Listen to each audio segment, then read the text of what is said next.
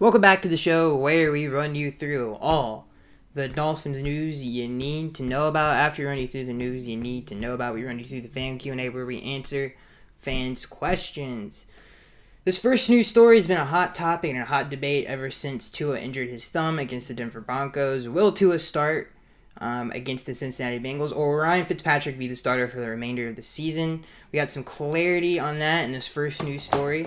This comes from Pro Football Rumors. Brian Flores said, quote, "Yeah, if he's healthy, he's the guy. I don't know how many ways we have to continue to say that." That's a great B-Flow quote right there, and I think it pretty much, pretty much emphatically says, yeah, Tua's going to start.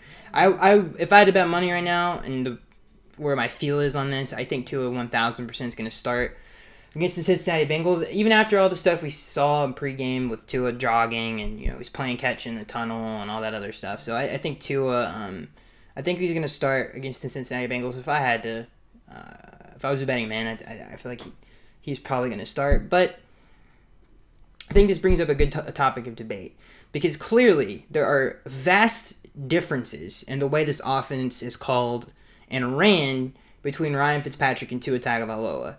Whether it's because Fitz is older, he can get the calls in, the protections in faster, whether he's trusted more, he just knows the offense more, whatever it is, the offense flows better with Fitz, the play calling is better with Fitz, everything is better with Fitz, the offense moves better, the passing attack is way better, everything's better with the way we call plays for Fitz. When we play Tua, we try to establish the run. We're not as aggressive downfield, and that's not what this team does well. What this team does well is pass first, then you run the football. That's what this team does well. It's up-tempo, it's spread the ball out, it's go downfield, it's 50-50 balls, it's all that. And we don't do that with Tua, and that's why the offensive numbers are way, way, way different between the two. I mean, if you look at the total offense and the passing numbers especially, I mean, obviously the running numbers don't change, but the passing is significantly better with Fitz, and that's literally because the play calling is, like I said, vastly different. And hopefully, if Tua does start against the Cincinnati Bengals, he gets the same treatment.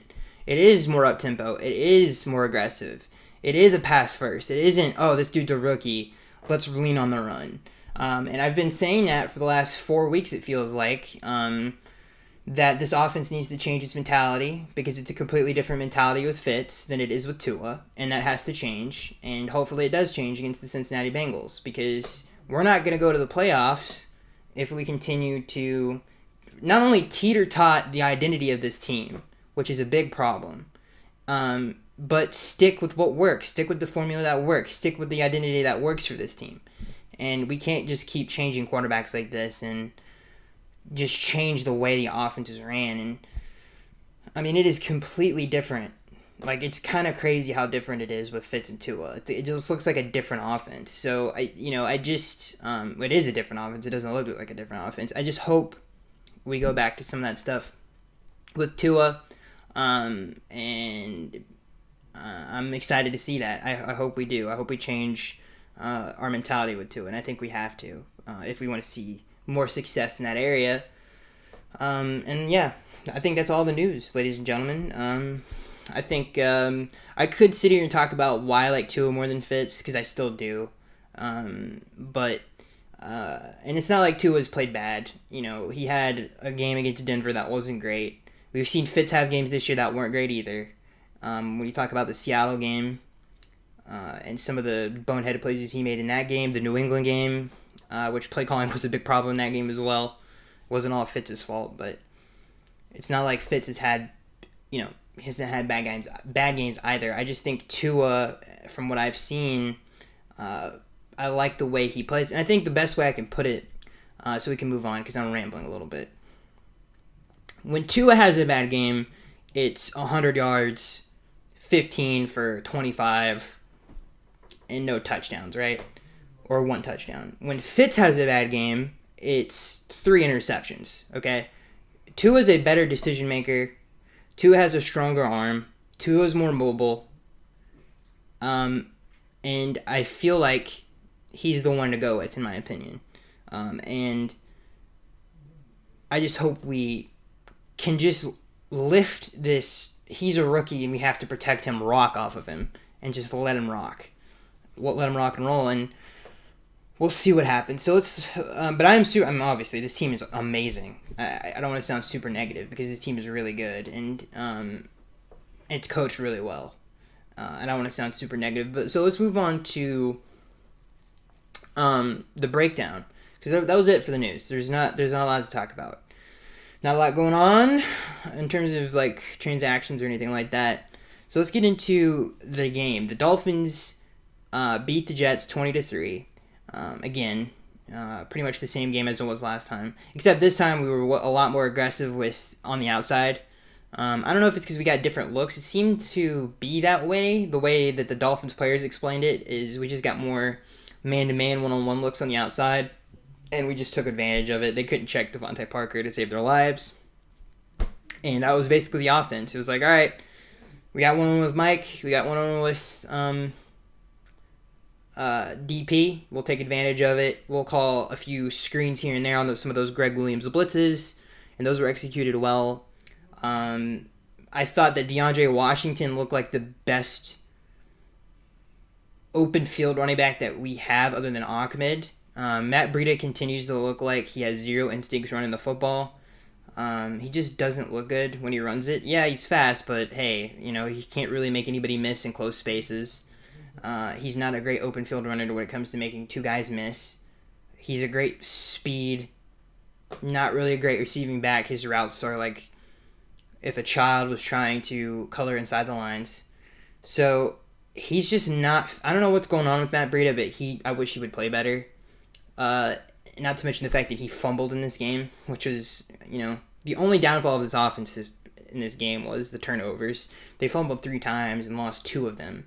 So that's really the only negative. I don't know what negatives there would be. I felt like the Dolphins ran the ball decently well. DeAndre Washington had 13 carries for 49 yards. Matt Breida followed that up with 8 carries for 36. Fitz was the third leading rusher with 3 for 10. But that really wasn't the focus of the game. Again, it was more so passing the football and taking advantage of one-on-one matchups.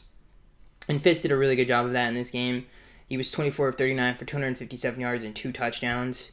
Devontae Parker was the leading receiver with 8 receptions for 119 yards with a 14 catch average. But this is something that we've talked about. We need more from everyone else. Really, that was it. Mike Gesicki had 2 big catches in this game for a touchdown and 35 yards. And that was it. Matt Collins, he looked okay in this game. Jakeem Grant was pretty much non-existent. DeAndre Washington, I think, gave us a little bit of a spark there with some of those catches on screens. And Adam Shaheen really only caught the touchdown. So, now I think that not only this is a division opponent, it's hard to beat the same team twice. You hear that all the time in the NFL. But I think some of the issues with this team, especially offensively, continue to show up. I think the one thing that we got better at in this game, and it seems to me that it's way better with Fitz than it is with Tua, is pass protection and communication and blitz pickups were better in this game, especially coming off of last week where we couldn't handle stunts, and really, especially against the Cardinals, we really couldn't handle blitz calls and picking those up. And I thought we did a really good job against a really blitz-heavy defense with Greg Williams. We did a good job of picking that up most of the day, other than the one where Fitz fumbled the ball whenever he would hit him, and you didn't really see him. Other than that, I thought we did a great job of picking those up and protecting well especially for really the majority of the game. So yeah, I think that was definitely an improvement. I like and it's something that we talked about earlier, 2 seconds ago, really. The play calling was better in this game where it was more aggressive. It was up-tempo. It was the flow of the offense was much better than it was a week ago. And even again in the Denver game, as it was happening when Fitz came in, the play calling was different. The flow was different. Everything was different. And I think it benefits this team because I think that is this team's identity. It is up-tempo. It is spread the ball out. And I think that's where they play their best football, especially obviously offensively. So yeah, I hope we see more Antonio Callaway in the near future. Hopefully he's starting to get his sea legs under him, and he becomes a more prominent. He has a more prominent role in the offense. We'll see how that works out. But I will say this: I think this team needs more juice on offense. It needs another playmaker on this offense for sure. Their slot position is non-existent. Without Preston Williams, they don't really have another guy on the outside on a consistent basis. Shaquem Grant, as much as we've loved him this year, I mean, he's still doing Shaquem Grant stuff where it's like, okay, good game, bad game, good game, And even his good games aren't like 100 yards. But if we could just get 50, 60 yards from a guy a game other than Devontae Parker, that would help. And our run after the catch is one of the, especially the last 6 years, or 7, 8 years, where we've had a lot of really good run after the catch receivers. Think about Rashard Matthews, Jarvis Landry, players like that where they were really good after the catch. Devon Best was good after the catch. And we really haven't had that with this offense, and I think that is something that's missing, is yards after catch, yards after contact, especially in the running game. I think it's something this team is missing. So, yeah, I think this team, how many ever weeks we are into the season, I think we can pretty much safely say the weakness of the team is just playmaking on the offensive side of the football. We just need more. I like what we have. I think it's good. I think it's solid. I don't think it's anything to write home about, though. And I think that is the one weakness of this team. It just needs more playmakers. It needs different playmakers. It needs a slot. They don't have a slot receiver. They don't. They don't really have a number 2 right now. Mike Gesicki, he had a couple catches in this game, and he definitely touches the ball more with Fitz when he's in the lineup. Hopefully that changes if we have a little bit more of an aggressive mentality with Tua. But really, it's just Devontae and Mike right now, and that's the only consistency we really have. And hopefully DeAndre Washington can give us a little bit of a spark out of the backfield, because I think that's what he brings best, is a good receiving back. Hopefully we can pair that with Ahmed and Gaskin, who are good runners. They're not great, but they're good, and they're serviceable enough. And hopefully we can match that with Washington's ability to come out of the backfield and make people miss in the passing game. I think we could get something going there and make up for some of those yards that we're missing from the slot receiver position. So yeah, I think overall some of the same things plague this team offensively. But overall, I think it's a solid group. It's a good group. It's not a bad group. It's a good group. But they are missing a couple of things. And I think that's something that we've seen every single week. And some of the strengths of this team I will say, is the tempo. They're really good at executing it. They don't ever really hold or false starts or anything like that. They're very, very good in the up-tempo of just executing plays. That goes back to good coaching. The tight end group is really good. I like it. I think it's versatile. They block, it's supposed to be Shaheen and Smythe. Gesicki's a better blocker than he ever has been.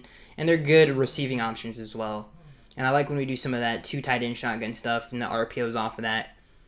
I like that a lot. I think that helps the run game.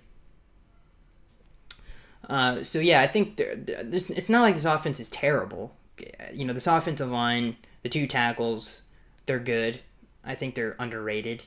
I don't think they're bad at all. I think they're young. I think that's probably the worst thing that they are. But other than that, they're really just good. They're always pretty consistent, pretty solid across the board. This offense really, and like I said, the weakness of the team is the just variety of playmakers. And hopefully we can fix that. And hopefully Antonio Callaway or someone else can step up. We get Preston Williams back healthier. But like I said, like the slot position on this team it might as well be erased from the depth chart, or it just might as well not line up with 3 receivers or anybody in the slot, because it's just not there. I mean, Mike Gesicki's basically a slot receiver, and he's not a very good slot receiver. He's, like I said, he's not quick coming out of his breaks, so some of the quick passing game is kind of really not there with him. And you need that more traditional slot receiver, especially with Tua in the lineup, who is so good at the intermediate stuff, and that's something this offense is missing. So enough about the offense, enough of me repeating myself. Let's move on to Just an absolute treat to watch every single week, and that is the Miami Dolphins defense. Before we break down the defense, I'm sorry for the long pause there, by the way. Had trouble cutting there, but before we get into defense, and which was an absolutely dominant performance by them, whether it's the run game or pass game, they just did a great job. Frank Gore popped a couple runs, but it wasn't anything consistent, that's for sure. The defense just did great. They play with a lot of... It's just fun to watch them, dude. And it's fun to watch the scheme. They've done a great job of building this team and building this defense where it does fit the scheme so well. We have so many interchangeable, versatile players on the defense that it just works for the way that Brian likes to call plays. And Josh Boyer, of course, and how they want to run the defense. It all kind of fits perfectly. And before we get into the game, I think something that I've thought about this a lot. I'm like, is there a player on the defense side of the ball that you just don't like? That's like, okay, this guy is a problem. There isn't one.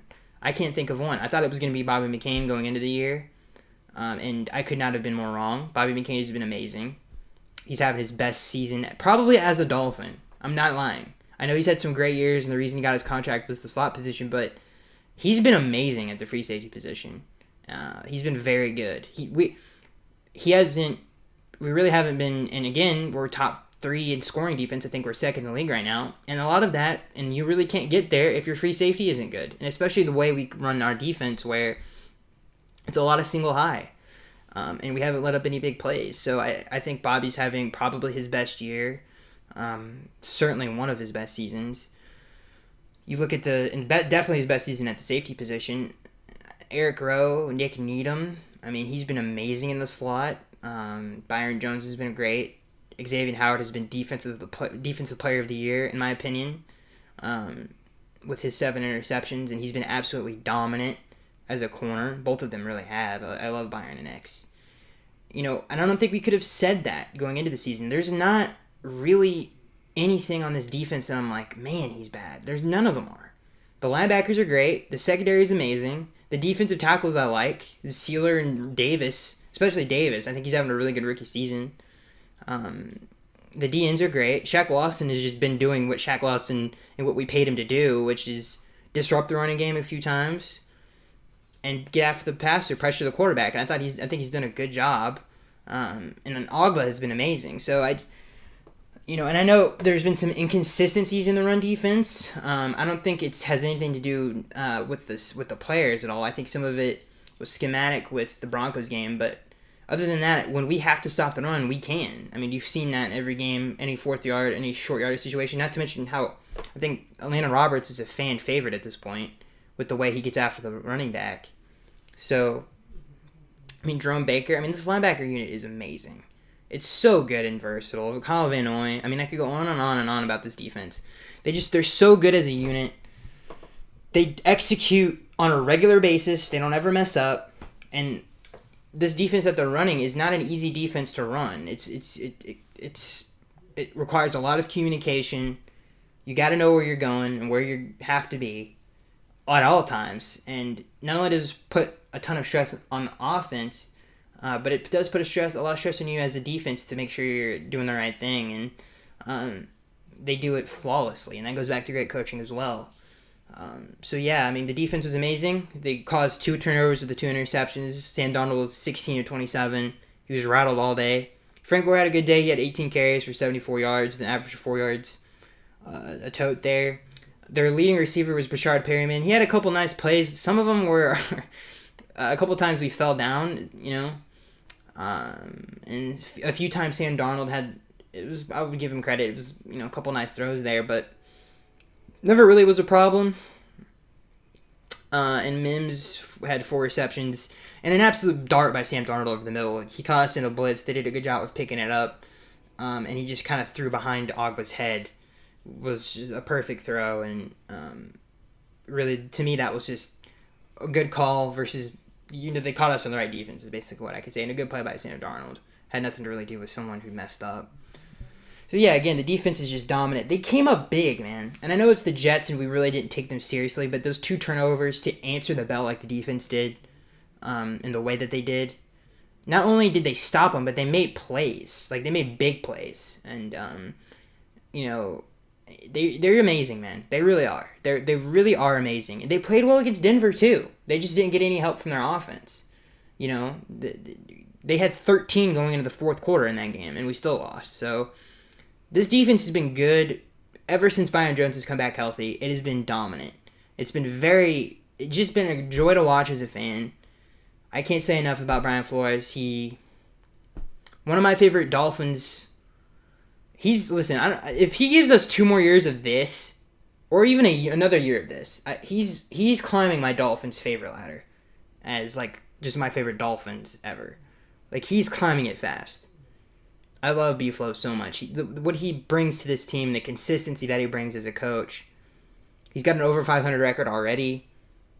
He has 2 quarterbacks that are basically coming in and out, and the team doesn't really miss a beat in terms of execution. I think what he's doing is amazing. And honestly, it's weird that I feel like the fans don't get, like maybe they do. I don't know. I just feel like he deserves even more credit for what he's done with this team and this franchise. He's amazing. If I had to give the game ball to anybody, I probably would give it to him. Just because of every week, man. It just seems like he's got it down and he's got this team ready to go. That's not something that we've seen, especially, in the last 10 years. So, hats off to B-Flow. He's amazing. He should be coach of the year, and he's one of the best coaches, in my opinion. He's one of the 5 best coaches in the league, in my opinion. So, yeah, that's basically it. I think we covered everything else. Jason Sanders is amazing. He just continues to be great. And like I said, the entire defense as a whole, like Jerome Baker had a nice tackle. Open field tackling in this game was amazing. They did a great job all day in open field tackling. They brought a good physical, and they have all year really, just physically kind of got a couple of big hits in this game. And then Landon really sets the tone sometimes for this defense. And then, like I said, I think Landon's becoming a fan favorite. Kyle Van Noy just continues to be might as well be a fixture. I mean, he's just great. And again, one thing I will say before we move on to the fan Q&A, how good did Chris Greer, and again, this is another thing with Brian, he comes from a personnel background. They have done such a good job of signing free agents. What has been the biggest issue since Stephen Ross really became the owner of this team? Free agency. Overspending in free agency, and it not paying off.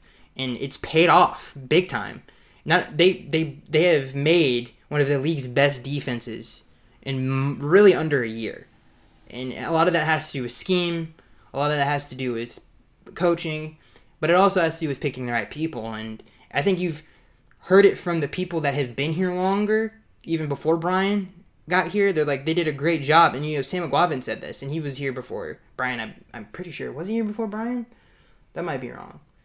But a couple of Dolphins, like Bobby and stuff, that were here before Brian, they've said it. And that's something that you've noticed in the press conferences. There's like, he's just done a good job of getting the right people. Jesse Davis said it. He's just done a great job of getting the right people in here. And the biggest difference between before Brian got here is Brian. That's the biggest difference. So I think Brian gets not only a great credit for getting as a coach and schematics and preparation and just being a great leader, but also picking great players as well. And he's just done a fantastic job. So, yeah, just an all-around great game, great day for Dolphins fans, and another dominant performance by one of the better units in the league, in the Miami Dolphins defense. So, and it continues to just be really fun to watch. So, let's move on to the fan Q&A where we answer fans' questions. By the way, this we're building up to. I don't want to get too far ahead of myself because I am superstitious because we still have to beat the Bengals, and as a Dolphins fan, we still have to beat the Bengals because we've had I don't even want to say it, but you guys know what I mean by that. But I am very excited for this Chiefs game, and I'm excited to see our defense match up against their offense and see how it's like a measuring stick game. Because if we beat the Chiefs, I mean, if this fan base is going to go crazy. And if we beat the Chiefs and Brian doesn't win Coach of the Year, there will be a riot. For sure. So let's get into the fan Q&A where we answer fans. Whew, man, that was a deep breath out. where we answer fans' questions. This first question comes from Jeremy. He says, if Tua is healthy next week, does he start or does Fitz? Been listening since 2017. Great job, bro. Thank you, Jeremy. Wait. So the question is, do I think Tua? Yeah, Tua's going to start if he's healthy. I also think he is the better quarterback out of the two. And the only thing he doesn't have is obviously the veteran experience, which is a big deal. I think you can see that in the way that we just talked about it, but the way the two offenses look different. I think, and a lot of that is because of Fitz's experience. But I definitely want to see more Tua for sure, and I think he's the right quarterback to go with. So, I think if he's healthy, he's definitely going to play against the Bengals. This next question comes from Carlos. He says, what's the deal with the offensive line? I thought they were playing okay according to everyone else, not so much, and why don't we play Dieter? He played good last year. I don't know if Michael Dieter, I would classify that as good. I think he was a little inconsistent last year. He definitely played better at the end of the year, but I don't know if I would say good. He said, what's the deal with the offensive line? I thought they were playing okay. I think the offensive line did a good job against the Jets. I don't think they did. I thought they did good. I think pretty much all the sacks that Fitz took, were either good blitzes called by Greg Williams, or he held the ball too long. Which Fitz doesn't give up on plays very much, if you've noticed. This next question comes from Beef. He says, hey, Skags, Tua did not play today, so should we panic or stay calm about his health? Yeah, it's fine. I don't think it's a big problem. I think everybody, and nobody's ever going to remember this after the Bengals game, for sure. This next question comes from, especially if he plays, this next question comes from Josh. He says, should the Dolphins look into drafting a top-tier running back in the draft or address the issues in free agency next season? So this is a good question. I don't know who's coming out in terms of the running back class, but I would say probably the draft would be the best way to go. There's a couple guys I like, and I think that's, get a good running back on a rookie deal, I think is a good thing. This next question comes from Mark. He says, Tua's thumb injury doesn't concern you, seeing as that he had a repeated injury history. Is the organization hiding something? Did we make a mistake? No. I think, to answer your question, Mark, the weird thing is how active he was before the game. I mean, the dude was running around. First of all, you got to remember, he wasn't even active for this game. And he was running sprints and catching footballs with, I think our quarterback's coach, right? Or maybe it was, I can't remember who he was catching passes with, but yeah, like, he looks fine to me. So I think that's the weird thing, is like, okay, is he really hurt? Like, what's going on with that? But I don't think there's any question that he's going to start next week against the Bengals. This next question comes from Carlos. He says, why aren't we playing Callaway? I don't understand. He can be a legitimate number 2 receiver in this league. Please answer. I think he's definitely starting to play more, not only because of injuries, probably just because of injuries, to be honest with you. But yeah, he needs to become... Not only does he need to get more snaps, but they have to carve out a role for him in this offense and call plays for him. It can't just be, okay, he's in. Now, I don't know. I'm just going off of what we saw from him in Cleveland. He could look terrible in practices, but I'm just going off of what he looked like before. Obviously, he dealt with an injury last year. Maybe he is different. I don't know. But, yeah, I would like to see more of a, not only snaps, but more of a role for him, for sure. This next question comes from KID or Kid. He says, with a tougher schedule coming up for us, how do we get more production out of our current wide receiver group? Side question, what receiver would you look to sign /trade/draft for 2021? Fins up, Skags. Yeah, thank you. It's a great question. So with the tougher, let's answer the first part. With the tougher schedule coming up for us, how do we get more production out of our current wide receiver group? The slot receiver position has to be addressed. I think, like I said earlier, I think you can make up for a little bit of it with DeAndre Washington coming out of the backfield, and with Ahmed and Gaskin coming back running the football. I think you can mix up some of those yards with that. But that has to change. I think when Preston comes back, and if Antonio Callaway isn't going to play at all, or isn't the same guy he used to be, this is the ideal lineup for me. I would like to start Jakeem Grant and Devontae Parker on the outside and put Preston Williams in the slot. I think that, to me, is the most ideal group for what I think this team needs. So I hope that's the direction we go in. And I think that's, to answer your question, how do we get more production out of that? I think that's the answer. I think if they do come back healthy, that's the lineup I would go with, and I think you could get more production. But like I said, it all depends, really. And hopefully Callaway kind of steps up. It's been a few weeks now since he's been on the roster. So hopefully he can, like I said, get his sea legs under him and start, let's get it popping, and hopefully we can start to really kind of carve or up for him. But like I said, I think if the lineup that I would like to see is that if it's not Callaway, then Grant on the outside with Devontae on the outside, Preston in the slot. I think we could, because again, we need more production from that position, because like I said, it's pretty much non-existent. And the second part of the question is, side question, what receiver, I have to read because I completely forgot it, so I'm sorry that I have to reread this. It's a side question, what receiver would you look to sign /trade/draft? So here's the guy I want to draft. Jamar Chase, Donovan Smith, or I think that's how you say his name, or is it Devon Smith? I don't remember. But the receiver from Alabama, Jamar Chase is my favorite receiver in the class. I think he reminds me a lot of Odell Beckham. So I would say Jamar Chase, if I had to draft a receiver, it would be Jamar Chase. And the running back situation, in terms of free agency, not the running back situation, I would love to have Juju Smith-Schuster. I think Juju Smith-Schuster would be a great answer to the slot problem that we have, and he could come in and be that third down guy that we need. I think he's second in the league in third down receptions. So Jamar, and not only that, but not only does does Juju Smith-Schuster fill the slot position, but he also helps us out, with yards after the catch, because he's a very physical. I mean, he's basically Jarvis Landry. He plays they're very similar to each other. I think he's a little bit more, I think he's quicker coming in and out of his breaks than Juice was. I think he's a little bit more athletic than Juice was. He's not as physical, but he's still a very physical, he's a great run blocker. He's just a really good slot receiver. And he can start on the outside too if you need him to. So I like Juju Smith-Schuster in the free agency. And in the draft, I love Jamar Chase. Trade, I don't know, but those two. And who knows? The Dolphins could definitely make a trade. And we'll see. I would have to look at some of the teams, but I would love, love, love, love, love to have Jamar Chase or Juju Smith-Schuster on the team, to answer your question, KID. This next question comes from Beef.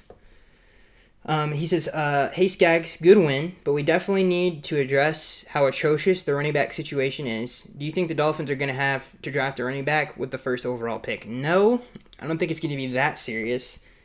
Maybe with our second first-round pick, we do something about that. I definitely think one will be there. I mean, if you look at the last few drafts and where high-end running backs have gone, they're like in the teens, I would say. I think Josh Jacobs was, 14? Or I think he was even lower than that. I think he was in the 20s, right? I could be wrong. But they're, the last few years they've kind of been, Dalvin Cook, second round, Kamara, later rounds. Really the only one that's been great, that's been in the first, or the two ones that have been great in the first round have been McCaffrey and Zeke. And those have been all top 10 picks. But for the most part in recent years, it's kind of been in the teens. So I think you can get a high-end one. I don't know how Najee Harris has done. I haven't watched a ton of Alabama games, but I love him. I think he's a kind of a great dual threat. And I have to do a little bit more watching of the college running backs to kind of give you a good opinion on that. But I definitely do like Najee Harris for sure. But to answer your question, Beef, I don't think we would use it with the first, because I think you can get one in later rounds for sure. This next question comes from SM. He says, when the Jets select Trevor Lawrence, would you be willing to use a second round pick for Sam Darnold if Fitzpatrick retires? If so, is Tua the week one starter?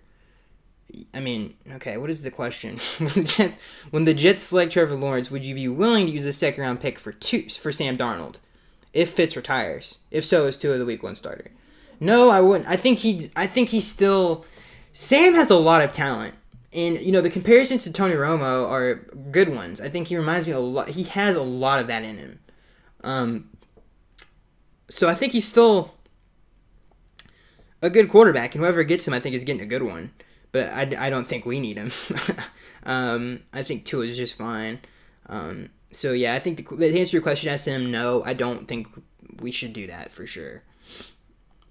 And if he was on the team, yes, I think Tua would be the starter. I think he would still beat him out. This next question comes from TR3MC. He says, is it poor offensive play calling on the coaches or poor execution on the players' part that's leading to the lack of consistent offensive production? It is the play calling. And it's not that Chan's not a good play caller, because he is. But the identities of the team are completely different with the two quarterbacks. And that can't happen. Okay? That cannot happen. That has never worked out for anybody.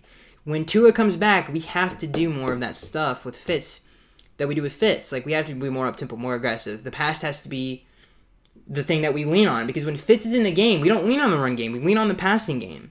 And when Tua's in the game, that has to be the mentality. And it's not, and that has to change. So, to answer your question, MC, I think that is the answer. It's not coaching. It's not poor execution. It's the constant carousel of the identity of the team and the mentality of the team, and that has to change. This next question comes from SM. He says, Skaggs, I agree with almost all of the front office moves, but am I the only one who wishes they could have kept Drake in the backfield? This is a good question. I don't think Kenyon Drake is a great running back. I think he's a good running back. I don't think Kenyon Drake makes this run game better. I just don't. I think he would be great in the passing game, and he would give us some run after the catch stuff that we're missing. But other than that, I don't think he fixes any of the issues that this team has right now. Other than the one issue that I just brought up. But I don't think he fixes the run game. I don't think he's... Listen, to fix this run game, you need someone like Walter Payton, or someone who can physically just overcome a lot of obstacles. And those guys are hard to find. You know what I mean? So you need like someone like that, like a top 5 running back who could really make a big difference in this run game.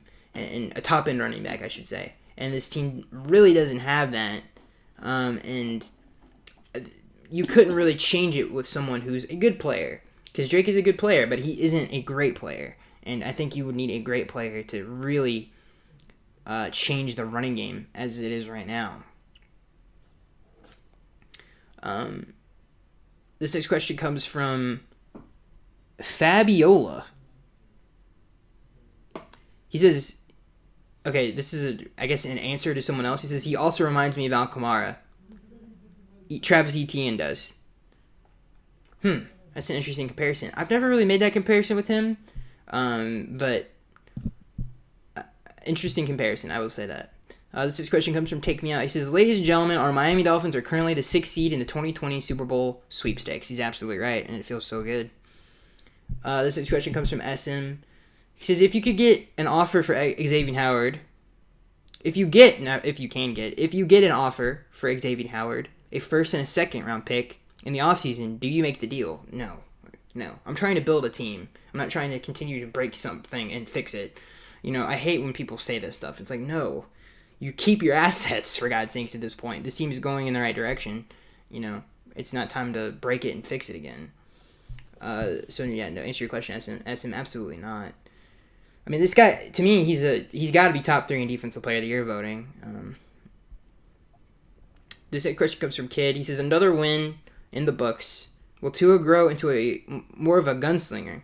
As the year goes on, he has to see how much success Fitz has, giving our receivers a chance to make a play, whether it's a catch or a DPI call. Thanks for the content, dude. You're killing it. Thank you, Kid. That means a lot. Yeah, I think there's a little bit of that for sure. And a lot of it's play calling, because you can't always do that in 3rd and 10, you know, in which he was in a lot of those situations with the way the offense is being called. So, and it's hard to be like, okay, we just got stuffed twice, and we called a screen that didn't work. It's 3rd down and 10 now, Tua. Make a play. It's like no, let's not do that with a rookie quarterback, you know. And the offense never really has any rhythm or flow to it, like it does with Fitz. Like it's just like I said, it's just completely different. And it has to change. This next question comes from Josh. He says, should X be the Defensive Player of the Year? And how many interceptions do you think he ends the season with? I have no idea, but yes, I think he definitely should be considered.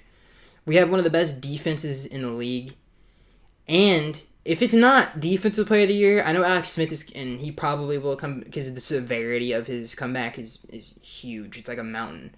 So I think he's probably going to win comeback of player of the year. But you got to remember, Xavier missed most of last year because of injuries. He barely didn't play, and he's coming back, and he's being considered for defensive player of the year, like, or one of them, in my opinion. He's either, he has to be up there, man. I can't really think of anybody else who's made that much of a difference on their team, and I just feel like he definitely should at least be considered or win the thing. This next question comes from Eric. He says, not a question, but can you really tell Gaskin and Ackman are miles above the rest of the running backs? You really can. And, it's important in a running back to have a good feel for the game, to be decisive in the game, and have balance. And that's something that Matt Breida does not have. And Patrick Laird, God bless him, is just not very athletically gifted. So, yeah. And those other two have great feels for the game, great balance, decisive runners, and they make people miss. So, yeah, they are better than the other guys on the roster for sure. Oh, my God, this thing really just did that. I have to go back. Thank you. I got to go scroll all the way back down. And by the way, thank you guys for asking all these questions. This next question comes from Josh. He says, "Sup, Skags, with our issues at receiver, do you think it maybe wasn't a bad idea holding onto Isaiah Ford?" Yeah, Isaiah Ford was at least something that we could throw to in the slot. Now, the slot position doesn't even exist. So, yeah, I mean, they really didn't have a good replacement plan for that. Because I thought it was going to be Callaway or someone. I was like, oh, they see something in practice, but clearly not. This next question comes from At the Bridge. He says, let me give you 3 names about whom I've seen widely varying comments, and you can give me your thoughts. Christian Wilkins, Jerome Baker, and Bobby McCain. Really? Okay. Christian Wilkins, good player. I would say he's lived up to his position of where he was drafted. What was it, 11? Somewhere in there. 14 maybe, I can't remember. He does what a defensive tackle is supposed to do. Jerome Baker has been amazing. He's probably my favorite player on defense. I know that listen, Xavier Howard's in a different group. Okay, everybody calm down. I love Jerome Baker. He doesn't do anything wrong. He never messes up. He always does his job. And he allows us to do a lot on defense. So Jerome Baker is one of my favorite watches on defense. And Bobby McCain, I've criticized Bobby many times on this podcast and said, oh, he's trash and all this other stuff. He's been amazing this year. So, maybe not amazing, but for his standards, it's been amazing. So, those are my comments on those 3. This next question comes from Take Me Out. He says, Lamar Hunt should become available. Lamar Hunt? You mean Kareem Hunt? Lamar Hunt. He says, that reminds me, isn't that the Chiefs owner? Okay, anyway. He says, should become available in free agency next year. Would you make a move to get him? Yeah, for sure. I love Kareem Hunt. I don't think he's going to leave Cleveland, though. This next question comes from Fanatic. That's a good question, though. That's a good one to bring up, Take Me Out. That's a good one. That would be a great signing for the Dolphins, for sure. This next question comes from Casey Fanatic. He says, I believe Albert Wilson would serve as our slot receiver next year. I also believe running backs can be addressed in the late second round or later rounds. Do you agree? I don't know. If Albert Wilson comes back as Albert Wilson who took over the Bears game, then yeah, I would 1,000% be on board for that. But I don't know. Is he the Albert Wilson that helped us to that 3-0 start that year? If he's still that Albert Wilson, let's rock and roll. But I don't know if he is that Albert Wilson anymore. And we definitely saw glimpses of that last year. Like, as the season was ending, you saw Albert Wilson like, all right, he's starting to become what he used to be. And I don't know if he can be that anymore. Maybe a year off, that would definitely help him. But I don't know if I would be... All right, let's put all the... I mean, again, you guys got to remember, if the Niners didn't take Brandon Ayuk, whatever his name is, sorry, from Arizona State, I believe, right? Or was it the Sun Devils or whatever the heck that college? If the Niners didn't pick him, the Dolphins were going to pick him. So I think that tells you a lot about what they think about that position in particular. And I don't know. I think I would go outside the building to address it if I had to answer your question, Fanatic. And the running back, yeah, I agree. Second round or later rounds, I think is how you address that. Or if you really like someone with that second first round pick, I would take it. I would not mind taking a running back and receiver in the first round. I think that fills pretty big needs in my opinion. Because this offensive line, despite what I've heard other fans say, I think it's not only is it good this year, I think it's going to get better as they get older. So yeah. This next question comes from Josh. He says, "Who are your top 5 players on the team this season?" That's a great question. My top 5 players. Man. Ooh, this is tough, man. Ogba, Byron, X, gotta be in the top 5 for what they bring to the defense. Van Noy? And Baker. I think that's probably the 5. If I have to think about it more, but I don't think an offensive player gets in the top 5. If it is, it has to be a lineman. But yeah, that's kind of where my head's at with that. I think Byron and X have to make it for what they do for the defense. I mean, you saw the difference between Byron and Noah Benogany and the drop off of those two. X has to be in the top 5. Ogba has to be in the top 5, so that's 3. The other 2 I think are debatable, but I like Jerome Baker, and who was the other one that I said? And Van Noy. I think those 2.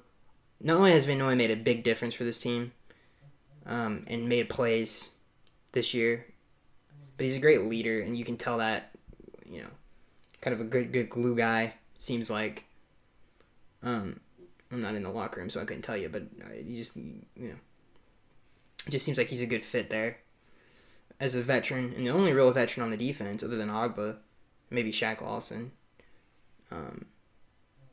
So yeah, I think that's probably my top 5. Byron, X, Ogba, Baker, and Van Noy.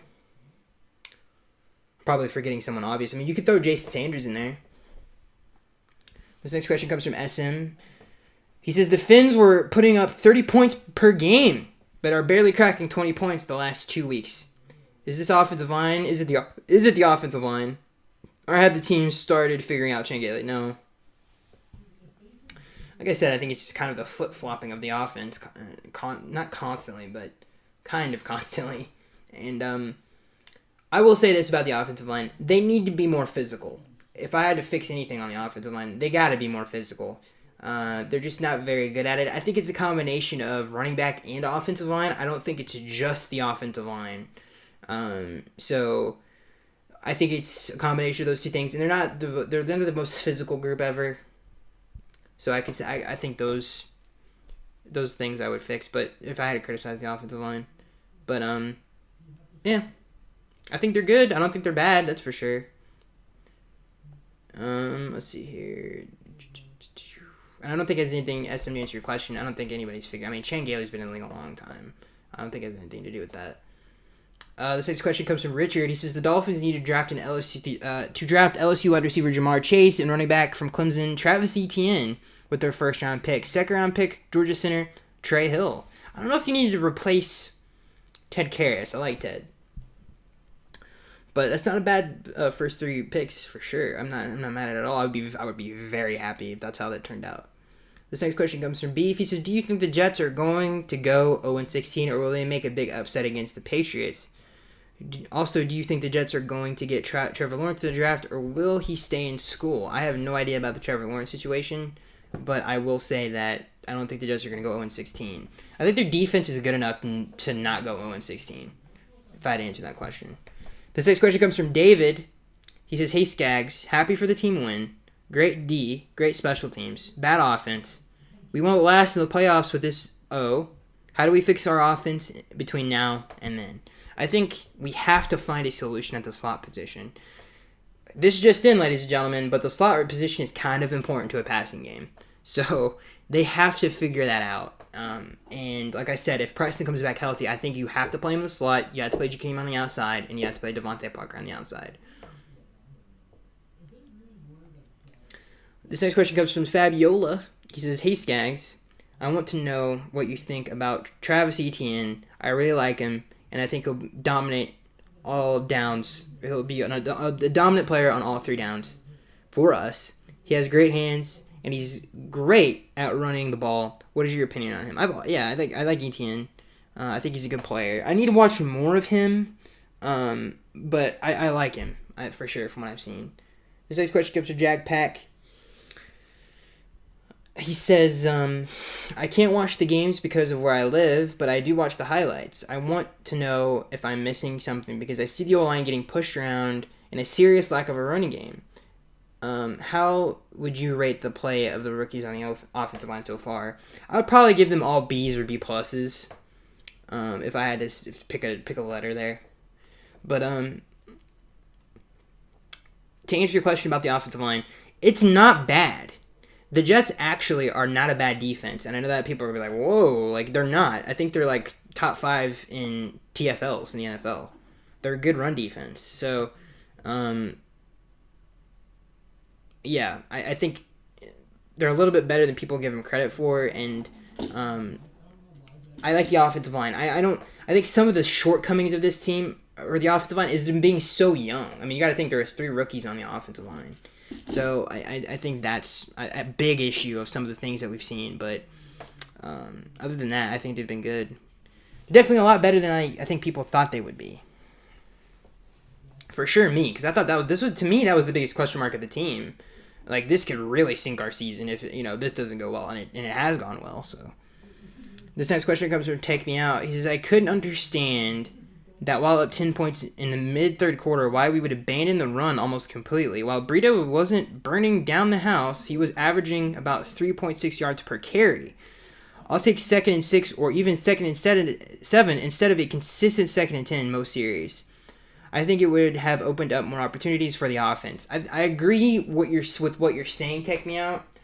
I think the turnovers hurt us a lot in this game, for sure, but I understand what you're saying, but you got to understand this Jets team. The weakness of it is their secondary.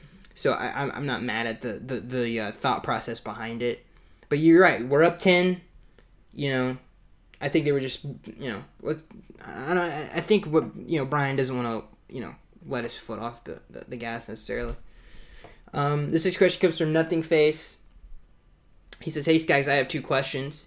Where would you see the Dolphins now if Wilson..." Okay, hold on. Let me get closer. He says, where would you see the Dolphins now if Wilson and Hearns would have played this season? And do you think having all small running backs might be a mistake? Sure, they're fast and agile, but they can't bounce off or run through defenders and are constantly getting hurt and taking big hits that a bigger back could absorb much better. These smaller backs, I don't see playing a full season as the main guy without getting hurt. Brian doesn't want that anyway, and, I think pretty much every team in the league now has a rotation, so I don't think that's necessarily what we're looking for, is a guy that's kind of taken a lot of snaps. It's more of like, okay, we need 2 or 3 guys to do it, and yeah, it's unfortunately not, been lucky for us in terms of injuries. But what was your other questions? Where do I think the one, I know Allen Hurns was like, especially, he was kind of up and down last year, but I think Allen Hurns would have been perfect for this offense. He would have been amazing for this offense as a slot receiver. And so same thing with Albert Wilson. I think we would be a lot better. And like I said, some of the things that I said before in previous podcasts in terms of variety and guys with different skill sets, those guys certainly bring that. So, yeah, the offense definitely would be better.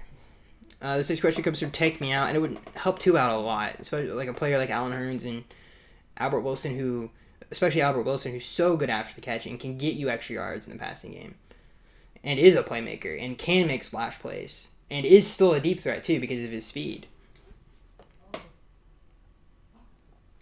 So, yeah, definitely would have helped. This next question comes from Take Me Out.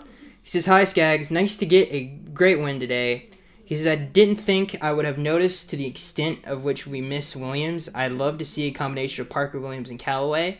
I think that I've seen enough of the Jakeem Grant experiment over the past 2 seasons. He is not a very good route runner, unable to create separation, and below average hands, and very inconsistent and just too small to target. Has there been any update on Williams' status to return? And what are your thoughts on Grant?" I think Grant plays better on the outside, but I do agree with that. the ideal, like I said, the ideal situation. If Antonio Callaway doesn't come back, I would put Jakeem. I would still keep Jakeem on the outside. But if Callaway does get a larger role carved out for him, yeah, I think it should be Callaway on the outside or inside. Doesn't really matter. I think it's debatable whether, I don't know. It doesn't really matter to me. Callaway inside or outside. Or when Williams, I think that would be the best. If Callaway is old Callaway in this offense, I think that would probably be the best lineup with Callaway, Parker, and Preston. This next question comes from Kevin. He says, "Why not go for the last touchdown with all the teams so bunched up? There might be a tiebreaker and we could lose it based on points we score. Point differential? No, don't we have I know we have the best point differential in the AFC East. So, no, I think it's a respect thing. You don't want to be that guy, you know? You don't want to be that guy. I think you just, let's go home. We've seen enough. It's over. Bye." So, yeah, that's all I got to say. And it feels good to win in MetLife, especially after last year with the dumbest way I've ever seen us lose against the Jets, which was one of the worst pass interference calls I've ever seen in my life. So it was good to go back down there and get a win. And I'm sure that's something that he told the team, and that's something that definitely I would have told the team.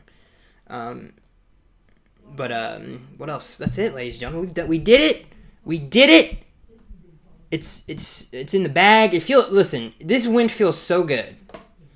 And it helps you forget about Denver. It really does. Like, who cares, okay? The Raiders lost to the Falcons. The Colts lost to the Titans. All is good in the world again, ladies and gentlemen. Who cares? We're moving on. We got Cincinnati next week. We got an amazing matchup against the Chiefs the week after that. So everything's back. Everything's cool. We're firing on all cylinders. Everything's right again. The sun sets on Dolphins Isle, I guess is what the best way I can explain that. And yeah, we're good to go. So yeah, I hope you guys enjoyed the podcast.